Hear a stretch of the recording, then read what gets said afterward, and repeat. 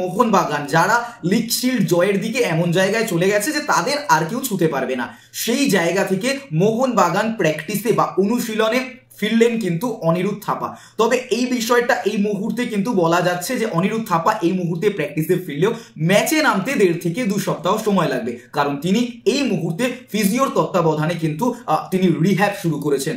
অর্থাৎ মোহনবাগানের আগামীকালকের ম্যাচ পাঞ্জাব এফসির এগেইনস্টে, যেখানে আমরা দেখতে চলেছি অনিরুদ্ধ থাপা অনেকটা তাড়াতাড়ি সুস্থ হয়ে যাবেন এবং এক্সপেক্টেড যে অনিরুদ্ধ থাপা পুরোপুরিভাবে ফিট হয়ে ম্যাচে ফিরতে ফিরতে মোহনবাগান শিল্ড তুলে ফেলেছে বা কনফার্ম করে ফেলেছে।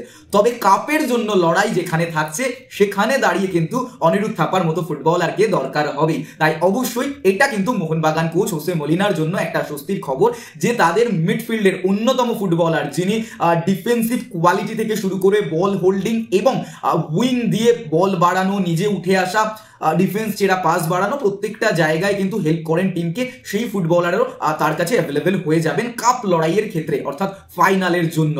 আমাদের স্মার্টফোনটা আরো অনেক বেশি আকর্ষণীয় করে তোলে তার ব্যাক কভার। অবশ্যই নতুন একটা লুক আসে। অন্যদিক থেকে দেখতে গেলে এই ব্যাক কভার ফোনে স্ক্র্যাচ পড়ে যাওয়া বা ফোন পড়ে গেলে আমরা অনেক সময় বলি যে ভাগ্যিস ব্যাক কভারটা ছিল বলি ফোনটা বেঁচে গেল। তার থেকে নেওয়া ব্যাক কভার যেগুলো অত্যন্ত আকর্ষণীয় এবং হোম ডেলিভারির ব্যবস্থাও আছে। তোমরা যোগাযোগ করতে পারো নিচে দেওয়া হোয়াটসঅ্যাপ নাম্বারে 8617200971। এই হোয়াটসঅ্যাপ নাম্বারে